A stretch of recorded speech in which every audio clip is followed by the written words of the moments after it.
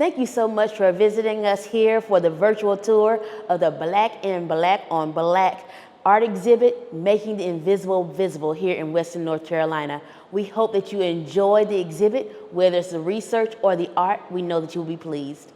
Now we get to really anchor it in the reason that we're here. We're going to be talking about the research and research translation.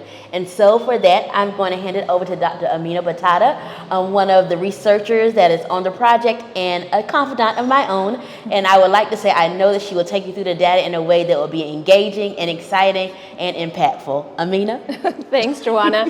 Hi, everyone, and welcome to the Integrated Exhibit Monitor. Here, you get an introduction to the Heart of Health project and the data collection that we conducted in conjunction with a number of students at UNC Asheville and our Community Advisory Board. As you can see, this exhibit includes the population of the Western North Carolina region that is African American or Black. So let's start here at the first board. And these middle boards represent data from the Heart of Health project. According to the 2019 American Community Survey, Black or African American residents comprise about 4.3% of the Western North Carolina, or WNC, population, ranging from 0.2% in Graham County to 9.5% in Rutherford County. Over the last 200 years, the Black or African American population in WNC has shifted. Note that the terms Black and African American in this exhibit are consistent with the categories used in the respective data and image sources. The diversity of the categories reflects the nuances of Black and African American identity. So one of the first things that our research team did was start looking for data, specifically on race and specifically even more so on Black and African American populations. We scoured census data and related data at the national level that represented counties, and particularly rural counties here in Western North Carolina. What we found surprised us. We realized that actually the data are not all there. If you look at this board and the heat map that we created just for 3 outcomes, infant mortality, employment, and life expectancy, you can see all the places that are blank are places where the data are missing. It is difficult to find county-level health and social determinants data on Black and African American residents for most of the 16 WNC counties. When data are collected on Black or African American residents, they often are recategorized as, quote, minority, or completely suppressed due to small numbers. The lack and suppression of data has implications for priorities and resource allocation, perpetuating structural racism. The Heart of Health Community Advisory Board partnered with the WNC Health Network to enhance responses from Black and African American residents to the 2021 WNC Healthy Impact Survey, so more data can be analyzed by race. So when data were available by race, we found that there are significant inequities for Black and African American populations in Western North Carolina. Existing data highlight racial inequities in our region. White residents in Haywood County are more likely to own their own homes, 78%, than Black or African American residents, at 68%. Also, as the chart depicts, the proportion of the population of agricultural producers who were African American in 2017, in the 6 counties for which data were available, was much lower than the proportion of the overall population. Available data point to the need for greater equity in resource distribution to improve the lives of Black and African American residents. So far, we've shared with you some of the quantitative data from the Heart of Health project, but we know no individual or group of individuals is just a number. So we wanted to share with you some qualitative data or story data as well. So I am so excited to be able to bring you into this part of the research. We're going to talk about qualitative research. And so with that, we want to talk to Dr. Jill Frumwick, one of my partners in crime. So Jill, can you tell people a little bit more about the qualitative research and why it's so important? I would love to. Thanks. As Amina just described, data by the numbers is very important. However, it's not the full story about Black and African American residents in Western North Carolina. Data by the numbers is important, but it is not a full story about Black and African American residents in Western North Carolina. People's stories provide a rich perspective on how we live, what we experience, and how we understand and fit into the world. Quotes from Western Carolina University's Special Collections Oral Histories with African Americans and interviews conducted as part of the Heart of Health Project also reveal parts of the stories of Black and African American residents living in Western North Carolina.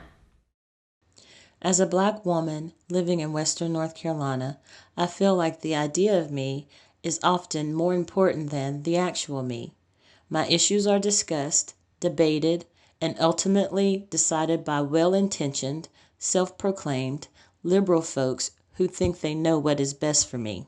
Meanwhile, my real concerns about living here are much deeper than a statue that has never called me a nigger, and they remain unaddressed. Invisible. The surrounding mountains speak to my heart and soul.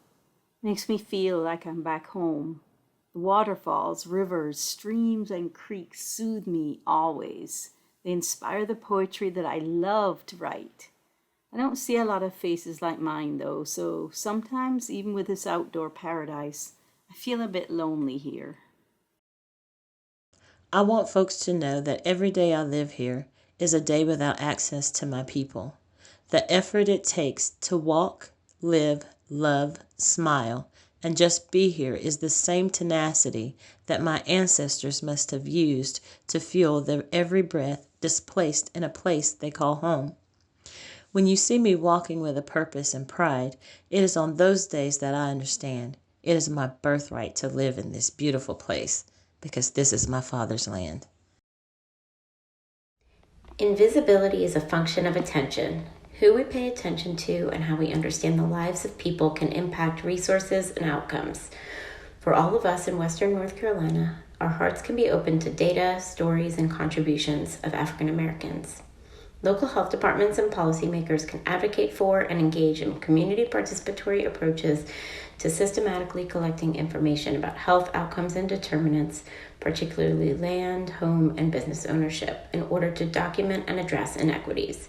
When collecting data, government and community organizations should work in relationship with Black and African American communities and Black institutions, including churches and community organizations.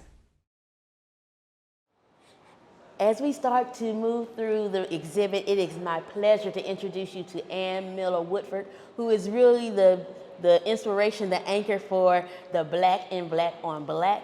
Ann, can you tell us about your work? Sure. I'm Ann Miller Woodford from Andrews, North Carolina. That's in Cherokee County, the last county in the state of North Carolina. And out there, there's very little in the way of African American people and their artwork. I am the artist that lives there now. There is another artist that lives in Asheville from there, but I love doing my artwork. When I was growing up, I was in a one-room, one-teacher, all-Black school. My teachers were very good. They cared. They allowed me to do clay sculptures on the tables when I was just a little kid.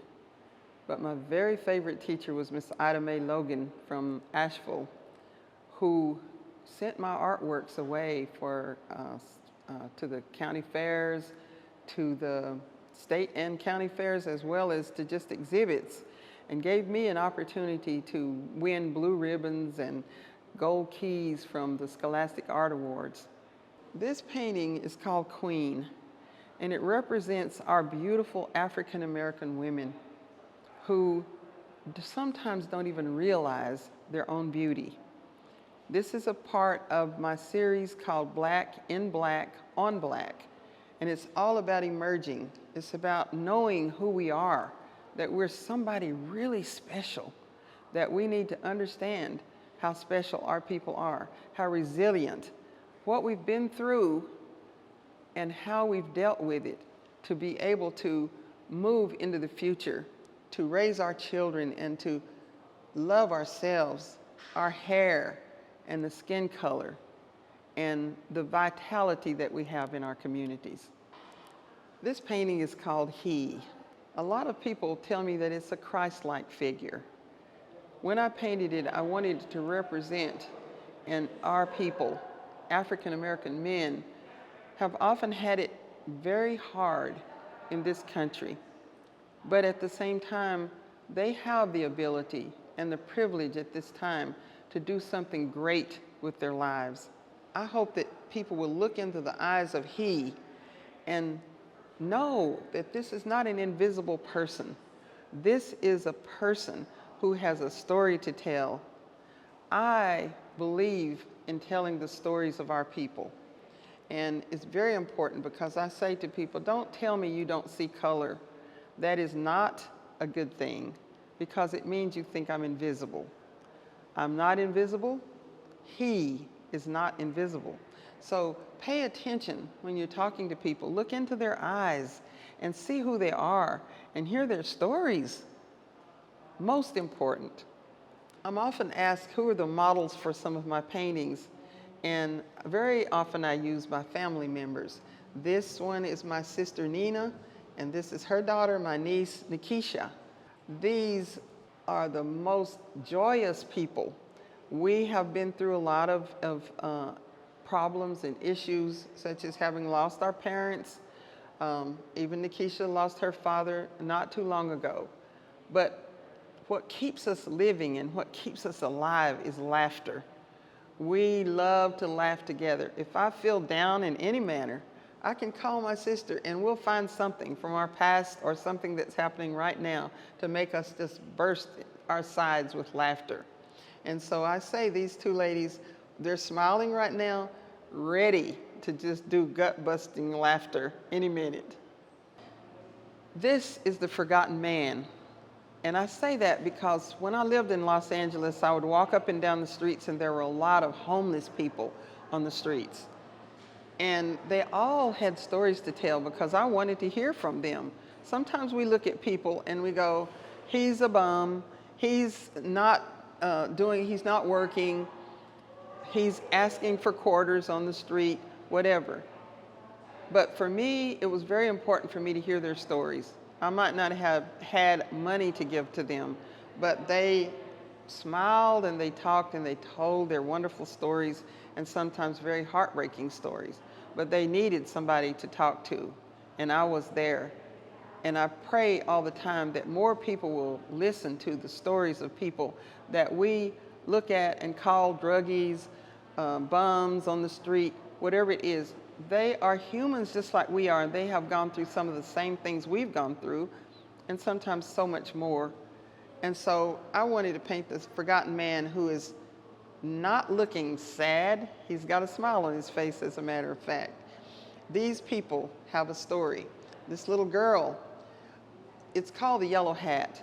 And when I painted this yellow hat, I thought about us as little kids. When I was a little girl, we had to wear our hats on Easter Sunday. We got dolled up with our little Mary Jane shoes. We had our little hat. I never was much of a person to wear a hat, but on Easter, every Easter Sunday, I wore a hat. So if you look in this little girl's face, you can see she's a very serious little person. And she has a lot to tell us as well. So I'm very pleased to paint a picture of a child and an older man who both have these wonderful stories to tell, and I want to tell their stories through my painting. This painting is called Mean Eyes. My dad always said that I had mean eyes. So I was walking in the woods with my sister and I asked her to take a photograph of me with this BB pellet gun. But it represented something very important. When I went to elementary school, it was early 50s, the tannery that was the one business where almost all the black men worked closed. And the children ended up leaving with their parents and their folks, going away up north, as we called it, so that the parents could have work. I remember so well that women had to go out and take their guns, go out and shoot rabbits and squirrels and opossums, whatever they could to have the food while their husbands were up north, as we said, looking for work. They went out and picked greens they called sochian, and they fixed this food for their families. So this represents a woman who had to really take care of her children and her family, herself and her family, while the men were looking for a better life for all of them. Uncle TD is my daddy's oldest brother.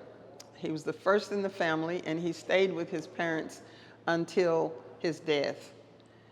His parents lived after he did, but he passed away in his 40s. And it's a heartbreak, the things that happened to him. He was a veteran, so he was in the Veterans Hospital. We always think about him because he was a man of power. He was so strong that he would take a big turner, they called it, a big metal plow that had a large metal blade and a metal tongue on it that they attached to the mules or horses to pull. And Uncle TD would put that on his shoulder, and he would walk for miles with it, pulling along with him the animals that were going to pull the plow. So he was very powerful. And sometimes my dad, it was funny because my dad and he were like in competition of who was the strongest. I guess Uncle TD didn't really care that much about it, but Daddy did. This is my dad. His name was Purell Miller. He had a very special name. His father said he wanted to name him, when he was born, he wanted to name him Pure, P-U-R-E. But he said that would be really hard to put on a child, so he added an L to it. And once we looked up his name on the internet, and we couldn't find another Purell anywhere. So my dad was a very hardworking farmer. He did a lot of different kinds of work, roofing and building septic tanks and plowing for people and doing all kinds of work. And this painting just shows this soft little kitty that he really loved by it. Black cats were supposed to be bad luck to people back in those days. But this kitty loved Daddy, and Daddy loved him. But in the back of my dad's mind, as you can kind of see, he's going like, you know, I'm not sure this cat won't take my breath. But he loved Little Bongo, was that little kitty's name. My mother was wonderful at naming our animals, and she named him Bongo. And so this is my dad representing, sitting around after his hard day of work, relaxing with this little black kitty. Black kitties have the softest, sweetest personalities and the softest hair. It's just wonderful. When I was a little girl, my sister and I were 2 years apart in age. And our parents always dressed us alike. They might change the color of the little dresses, but we were dressed alike growing up. And as you can see, our little, we call these little Mary Jane shoes, we called it biscuit shine shoes, because when the biscuits were left over at the end of the day, we would open it and rub it across the patent leather, polish it off, and we always had a shine on our little shoes. We loved each other and played together for all those years up until I had to go away to school because we did not have a place to go to high school in Andrews. So my sister was my little protector. I was very shy, and if anybody bothered me, she would tell them, "You don't bother my sister or I'll get you after school." And she really meant that thing. Thank you very much for coming to see my works. I'm very pleased to offer these works to you. And I thank everybody that has given me such wonderful compliments and comments about it. The main reason that I did this work is for you to, as we say, see me. So you can look at #SeeMeWNC and find out more about these works. Please come back again and call me and talk to me at any time, because I love to talk about the artworks. So now I get to introduce you to the wonderful photography of Rhonda Bertha. Rhonda, can you tell us a little bit about your work? Love to. Okay, my name is Ron DeBertha. I'm a photographer, live in Western North Carolina, and I'm one of the contributors to the Black in Black on Black exhibit. So my contribution to this exhibit involved a conversational portrait session, 3 different ones, with Purell Miller, who is Ann Woodford's father, with Dee Dee Lewis, as well as Marie McKinney. And even though it looks like they might have all been in the same room talking with each other, they were not. These were 3 different portrait sessions. So I'll just tell you a little bit of background about the first one with Mr. Miller. As it turned out, he was in the office where Ann was the executive director of One Dozen Who Care Incorporated in Andrews, North Carolina. And one day he happened to be in the office, and if I'm not mistaken, she was trying to finish up some grant paperwork. And as a doting father would be, he might have been having a little too much interference with what she was trying to do. And she came out one day, or at some point during that afternoon, and said, "He's driving me crazy." And I said, "Well, maybe I can help." So I said, "Mr. Miller, can I take you next door? I want to do a portrait session with you. I have some new lights. I don't know what I'm doing, and I just want to test things out." So he was happy to oblige. And so we went next door. It was just a small studio I had, just a basic fabric backdrop. And what he's doing is I'm asking him questions. This is the kind of portrait photography I prefer, is to just have a conversation, let them talk about whatever it is. And I am listening the whole time because I love people and I love their stories. And so he's telling me about things that he had recorded over years. In fact, he had his recorder, he had some things he was playing, but he also brought with him his harmonicas. And here he's playing the one, he has the other one in his hand, and he starts blowing. Now, he can't really play the harmonica, but he was an enthusiastic blower. So he says, "You want me to play you a little something?" I'm like, "I'd love to hear." So while he is obliging me with a tune, not any tune in particular that I was familiar with, I was busy taking the pictures. And he's a great model. I don't know if he was necessarily camera conscious, but he has a beautiful face to photograph. This particular image is one that I think this was the main one that the curators were interested in. For years, Ann has used this picture to complement other projects that she was working on, and so this picture, it's been used in other things, other exhibits, other projects. But whoever saw it for this one wanted to meet the photographer. They wanted to know if the photographer had other images, and so then that's when I met Amina, and we had a little Zoom session, and I was able to show her these as well as other images that I had of Mr. Miller, and that was how this entire session, or all of these images, got included. Marie McKinney and Dee Dee Lewis are 2 of the elders, ones that lived in Andrews, North Carolina. Everyone on this wall, unfortunately, has passed away. But these 2 women, they represented 2 types of people in Andrews, particularly in the Black community there. So Marie McKinney is one who, she went to school there in Andrews, and then she went away after she graduated. She worked, and I want to say, I think she worked and retired, don't quote me on this, but I know she retired, and I want to say that she worked in New Jersey, and then she decided to come back to Andrews and just live out the rest of her days. But upon coming back, she felt like she was an outsider. Now, even though she is a native of Andrews, she felt like she was treated very differently, like people looked at her like, "You are one of those." And, now maybe you think something of yourself and you think differently of other people. Whatever things people infer is what kind of kept her feeling like she was an outsider. And the session with Marie is very interesting because her gesturing, what I hope is conveyed in these images, is the energy with which she was expressing herself, and particularly at this time, not being happy about being treated the way she was treated in her hometown. On the flip side, you had Dee Dee Lewis. Now, Dee Dee Lewis grew up, went to school, you know, her whole life was there in Andrews. She never left.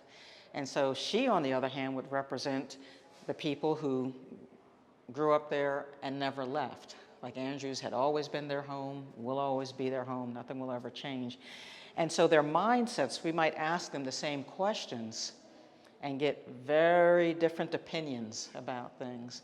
And in fact, the images of Dee Dee, mostly, she's quiet. She was not outspoken. In fact, thankfully her daughter was there who was able to compensate for some of the conversation. But she was very agreeable to being photographed. She knew, you know, that I was taking pictures. It was for a different project. The one When All God's Children Get Together, that's another project that Anne she's the author of the book, and the whole, you know, there's a whole bunch of stuff on that, and I'm sure she can tell you about it. But it was just interesting that, again, very different women, and I hope that in these images we captured the spirit of quiet Dee Dee and outspoken Marie and charismatic Purell. I mean, that's a lady killer right there. Isn't he handsome? My goodness, look at that face. That is a handsome man. Okay, so this little blurb here kind of describes, again, the style of shooting. I refer to it as conversational portraits. And the idea is to get the person comfortable enough talking, and it might be me or it might be someone else, because my main focus is to capture what I call honest moments, and that's hopefully what is reflected in these images. This was for a project, When All God's Children Get Together, and we were just trying to document what we would call the honored elders or even community scholars in the area. I felt like these three represented the demographic really well. All right, so I want to thank you all for coming to see this exhibit. I hope you enjoy my work. I feel that its contribution to the overall exhibit, it plays just a small part. When you come, I hope that you take into account all of the data that's being presented, because these are just faces to help that data, and that data helps you put a face to the information. And so for you to get a holistic appreciation, by all means, take your time to look at the work, but consider that just a part of the whole. And if you want to see more of my photography, you can go to thinlyfoldedegg.com. Thanks. Okay, so now I get to introduce you to the mental artist extraordinaire, Miss Viola Spells. Viola, can you introduce your work to everyone? Sure. I am Viola Spells. I'm a jewelry designer and maker. My medium is crochet wire, and I'm going to tell you a little bit about my pieces. This is Missing Mama. It's cast bronze. And at the time I was making this piece, my mother was very ill and was in transition. So I was very sad and very upset. And originally I was going to patina it blue and call it Blue Woman or Lady in Blue. But after my mother transitioned, I decided to call it Missing Mama, because all of our mothers are important to us, and we carry their spirit with us each and every day, and helps to guide us through life. This piece is called Big Bad Wolf. As African Americans, as we go through life, and especially in the early days, and we always felt from the dominant race that we didn't look right, we were too dark, our eyes were too big, our nose was too big, our lips were too big, but we are beautiful. And even though we have all these things seen in a negative light, we are still oppressed, and they want to make us seem like we are the big bad wolf, ones to be feared in the society. And they pick on the defenseless ones. This next piece is called Golden Links. And it's made out of crochet wire. And there's no beginning and there's no end. Each circle is linked together and it gives strength. And so we put this into our lives. We realize that we are made of strength and we have strength in our lives. The next piece is called Hands Up, Don't Shoot. And I was inspired to make this piece because of the police brutality that was occurring across America, and especially when Michael Brown was killed in Ferguson, Missouri, when he had his hands up and he was shot anyway, as many black men across America. And so that really inspired me to make this piece. This next piece is called a crow neck piece, and it's in honor of our ancestors who observed the sun and the moon and all the celestial bodies. And so it's made all of circles. In fact, my earrings really go along with that piece.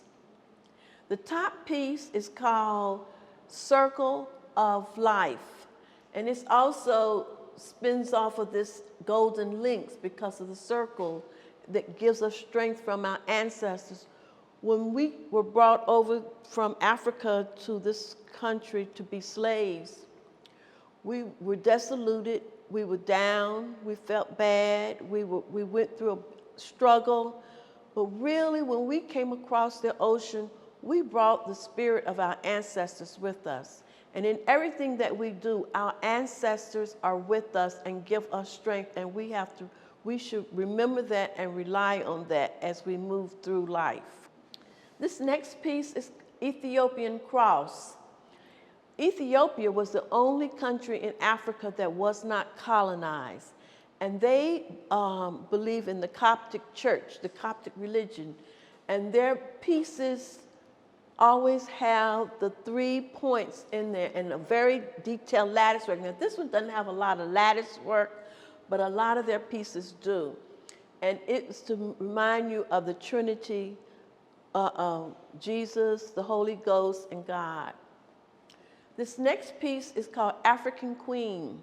When I made this piece, I thought about Josephine Baker. She was an African American who lived in France and was an entertainer. And she was famous for wearing this banana necklace. And so when I made these wiry tendrils, it reminded me of Josephine Baker's banana necklace, and I imagined it being bananas, and thinking of her dancing across the stage and the bananas were moving up and down, so that when you wore this necklace, it moves, and it reminded me of the bananas on Josephine Baker's necklace. This piece is Ashanti girl. In Africa, and especially in Ghana, they had a fertility doll, and whose face looks much like this. And women who wanted to get pregnant would carry this fertility doll around with them. And once the baby is born and grows up to to have a doll, they then give that doll to the baby so that it would know how to take care of a child. Now, this Ashanti girl is also sitting on a Ghanaian stool. They make a lot of stools in Ghana, and so I wanted to put that as part of the culture. This next piece is called Village Couple, and this is to emphasize the crafts that many Africans utilize in the village. This man, he's blowing a musical flute. This lady, she has a bowl and a big dipper to do the food, and they made beautiful ceramic pieces, and they kept a lot of their water. They stored their water in these huge ceramic bowls, and they also kept food in these both grains in big bowls, and they put a top where it would stay cool and kept it in a cool place. This next piece is called the African head, and in Africa, the African head was very symbolic of it's very symbolic because they wanted you to remember your destiny. That's but this is a carved alabaster, and this is the first time I was doing alabaster, and so I wanted to do African head and carve the features. I just kept it simple. I didn't do any kind of complex moves or designs in this piece. Thank you for reviewing my pieces. I hope you enjoyed seeing them. I want you to remember that the crochet wire is what I really, mainly do, and that it is reflective of society and our mothers rearing us and guiding us through life and giving us harmonious lives by introducing and telling us the right things to do in life. Thank you. I hope that you have enjoyed our virtual tour. So thank you again for joining us. I know that it may have spurred something new in you, whether you're inspired by the art or inspired by the research. We would like to say thank you for joining us and spread the word about how research can be integrated in very, very creative ways.